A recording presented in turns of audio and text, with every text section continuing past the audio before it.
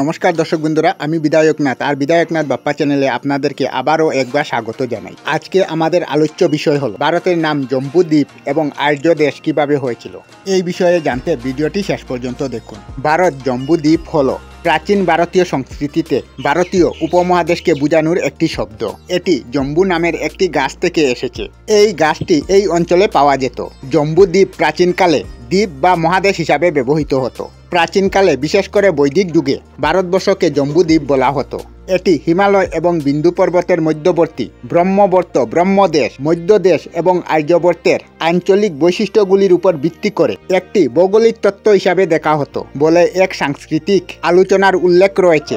জম্বুদ্বীপ মূলত জম্বু নামের গাছ থেকে এসেছে। এই গাছের ছাল এবং ফল ঔষধ হিসাবে ব্যবহৃত হতো।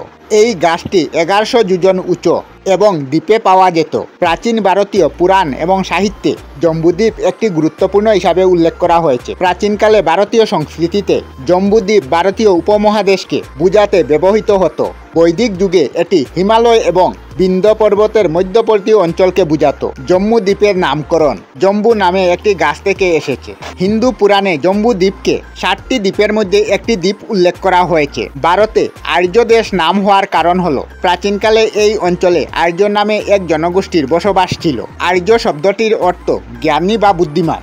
এই জাতির লোকেরা এখানে বসবাস করার কারণে এই অঞ্চলের নাম হয় আর্য দেশ হিসাবে পরিচিত হয়। আর্য শব্দটি সংস্কৃত শব্দ থেকে এসেছে এবং এর অর্থ হলো জ্ঞানী বা বুদ্ধিমান বা শ্রেষ্ঠা। প্রাচীনকালে মধ্য এশিয়া থেকে কিছু জনগোষ্ঠী ভারতে আসে এবং তারা নিজেদের আর্য বলে পরিচিত করে। এই গোষ্ঠীর সংস্কৃতি, ভাষা এবং জীবনযাত্রা ভারতীয় মানুষের উপর প্রভাব ফেলে। তাদের জ্ঞান, বিজ্ঞান এবং দর্শনের প্রতি আগ্রহ ছিল।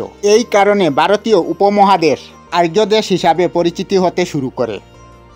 আমরা আমাদের চ্যানেলে সব ধরনের ভিডিও আপলোড করি, যেমন ব্লগ, নিউজ, কুকিং ভিডিও, ধার্মিক আলোচনা ইত্যাদি। যদি আপনারা এই ধরনের ভিডিও দেখতে পছন্দ করেন তাহলে এই চ্যানেলটি নিশ্চয়ই সাবস্ক্রাইব করবেন।